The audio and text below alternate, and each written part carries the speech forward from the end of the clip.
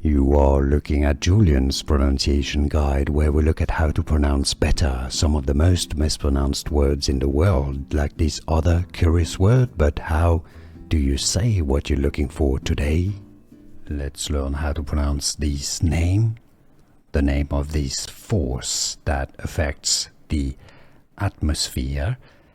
In English, it's pronounced as Coriolis. Coriolis, alright? It's not Coriolis. Coriolis effect. Easy. Remember, listen carefully one last time. The Coriolis effect. And now you know.